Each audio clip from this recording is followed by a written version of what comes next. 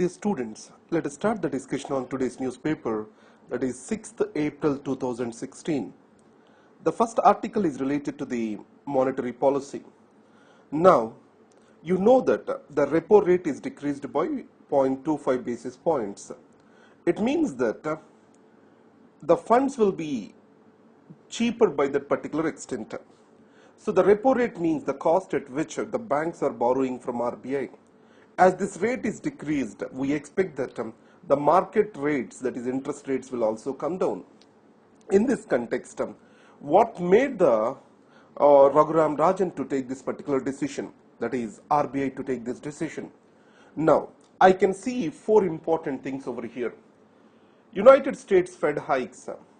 If the Federation US Federal Bank's hike is much steeper, probably Raghuram Rajan might have second thoughts on decreasing the repo rate, because as Fed hikes are much steeper, then the crowding out of the capital will happen that may bring us into the crisis situation. So Miss Ellen, she has clearly said that she can bring down the interest rates back to zero if necessary to fuel the growth. And the second is, India also has taken up some systemic reforms, especially on the government side. One is fiscal deficit has been kept low. So government has stuck to the fiscal deficit targets. And the second is, on the saving schemes, the government has reduced the interest rates to bring them on par with the bank interest rates, so that the banks will now be in a position to transmit the rate cuts to the customers. And also the banks have took a decision, that is, the interest rates will more and more depend upon marginal cost of the funds. So it means that the monetary policy reductions will be transmitted to the customers and it will reflect in the growth of the economy. And the next important thing is inflation. You know that the monetary policy's primary responsibility is to maintain the inflation.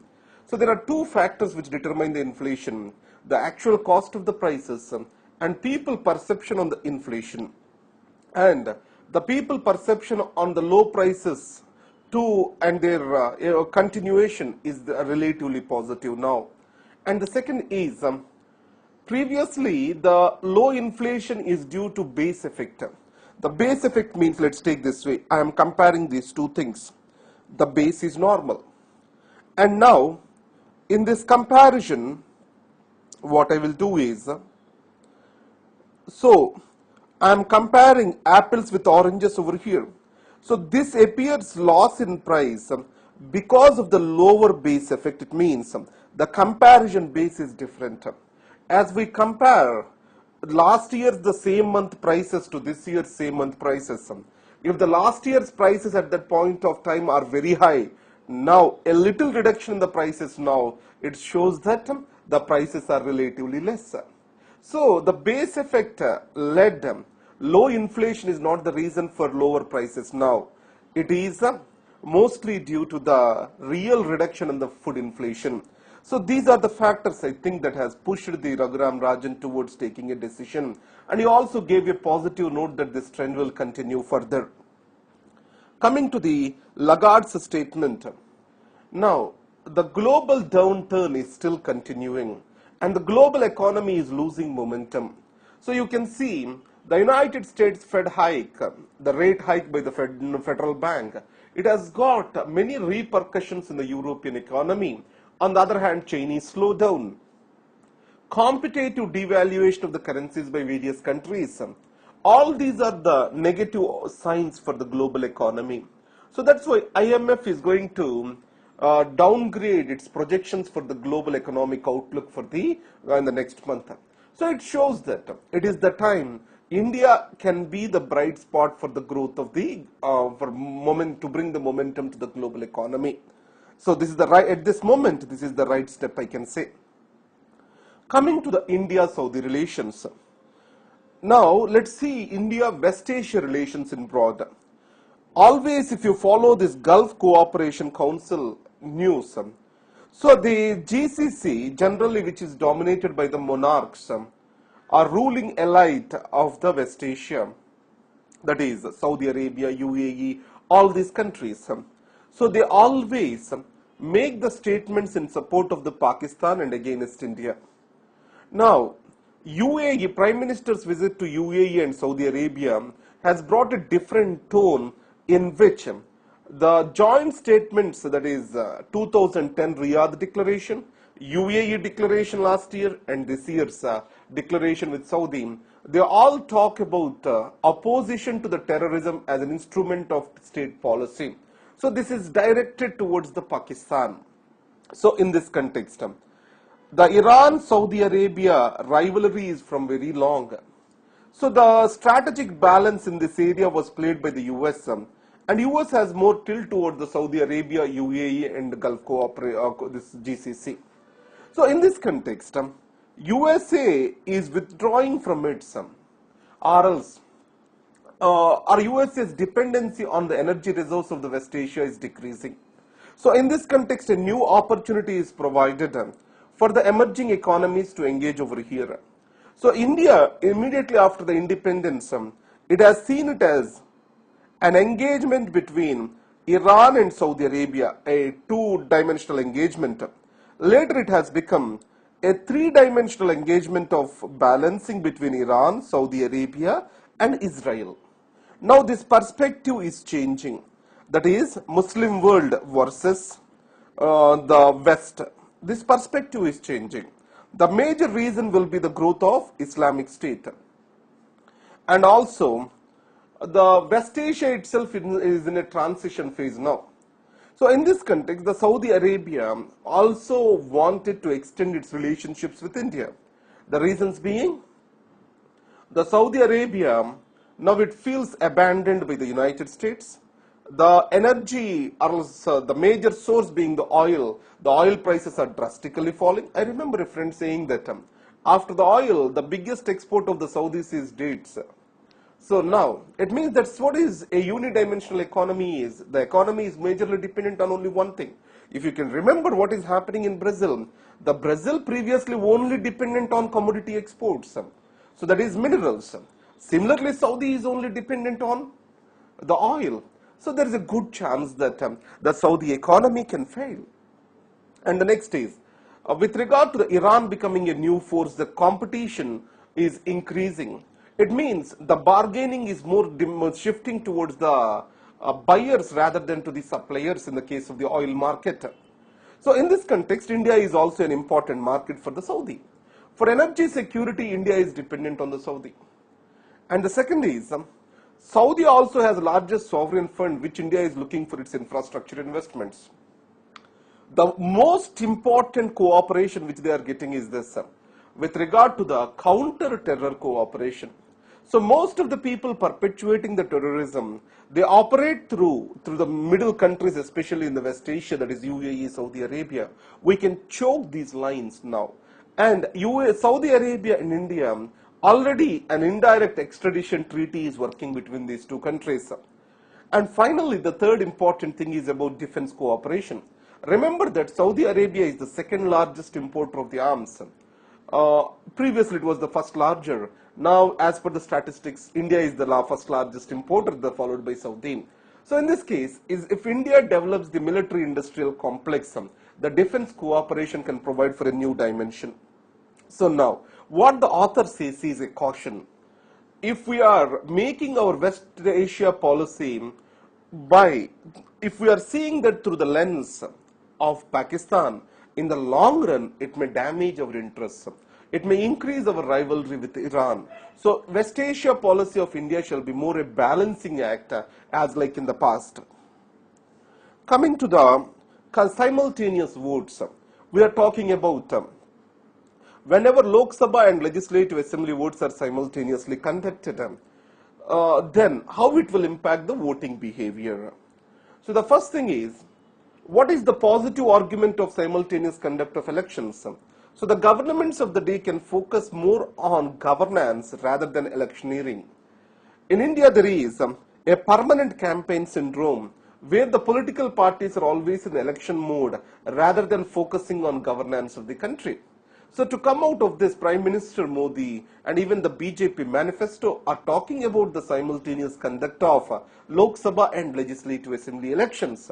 So in this context, The study by IDFC Institute in Mumbai, what it says is, if both the elections are conducted simultaneously, they have a significant impact on the voters' behavior. In more than 77% of the cases, the voting behavior has led to the same voting both at the central and the state level. It means that the central issues will dominate at the state level and state level issues will dominate for the central level. So what we can say is this: there is, or else when there is a division of responsibilities between these two levels of government, one influencing the other with regard to the voting behavior is not appropriate. But one important thing which the article is missing is this: yes, the voter will be voting to the same party, but is the voter influenced by the state agenda with regard to the voting at the center, or else the problems of the center or judgment of the center in voting at the state? That we need to be understood. So why? Now you see, we are a centrally biased or union biased federation. In this case, more powers with the center. So if the center is judged based on the state government's performance, obviously it is going to is a distortion according to me. So that's why, even that if that is included and if it is conducted as a survey or a test, probably we may get the better understanding. Coming to the capital punishment, you can use this as an example with regard to your answer writing. The Amnesty International every year gives a report on the capital punishment, that is death penalty. According to this report, there is 54% increase in capital punishment in 2015. I want to bring a stark reminder over here. The death penalties are high, especially in the dictatorial regimes, monarchies, etc.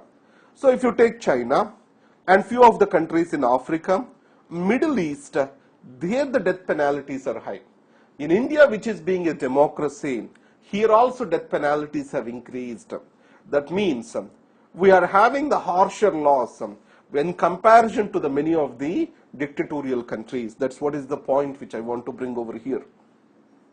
Now coming to the Jammu and Kashmir and the first woman chief minister, daughter of Mufti Muhammad Saeed, Ms. Mehbooba.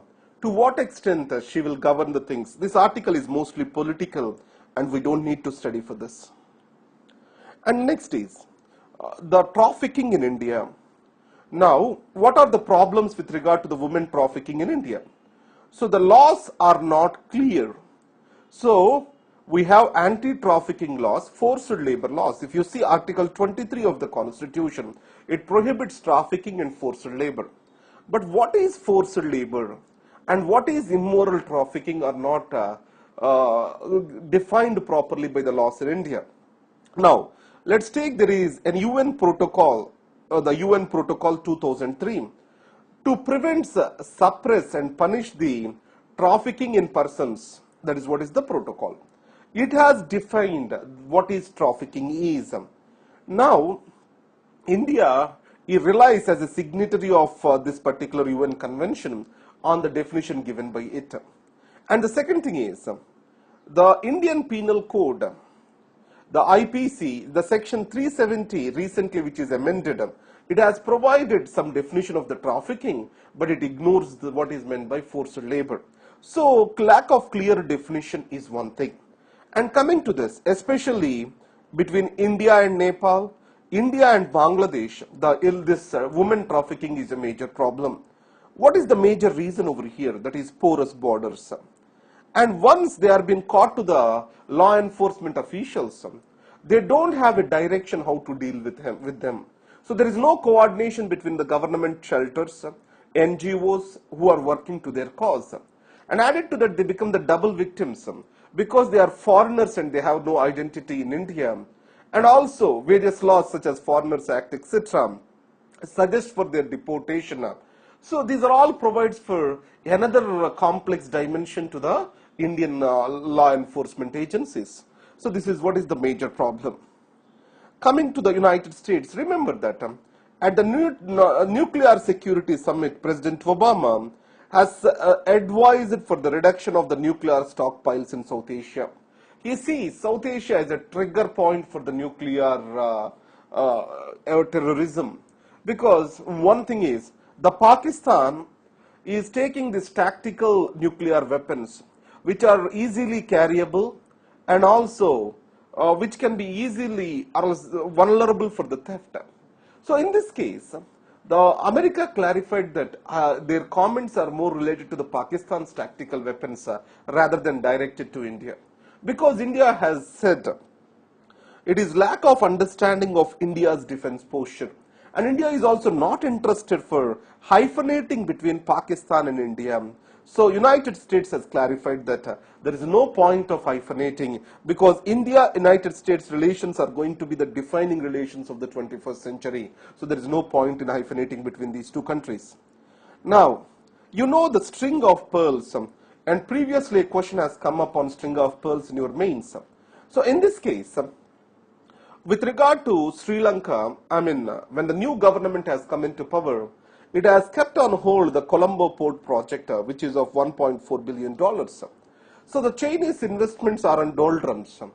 Now, before Mr. Ranil Wickremesinghe's visit to China, the government gave a go-ahead to this particular project, because it is important with regard to the maritime Silk Road of China. And the second thing is, India has its own doubts about the string of pearls, where China is developing Hambantota in Sri Lanka and Gwadar in Pakistan, and then on the Horn of Africa, so Djibouti and Kaukapau in Myanmar. I am really bad in spelling that. I will write down over here. Kaukapau in Myanmar. So this is what has been developed across India, in the Indian Ocean. So in these circumstances, China is showing its inroads into the Indian Ocean, and India has to develop its marine capabilities too. And coming to the Indian Express newspaper, already whatever the articles we have discussed with regard to monetary policy, the same points are covered over here. And Delhi to Riyadh, I have discussed in detail in relation to Hindu, and I don't see any new points over here. So these are the articles for discussion today. And the next is yesterday's question. The criminal justice system in India need to be reformed. Why it has to be need a reformation? The objective of the criminal justice system is to protect the life and property of the private individuals. In these circumstances, the fear of law is decreasing due to ineffective justice delivery systems.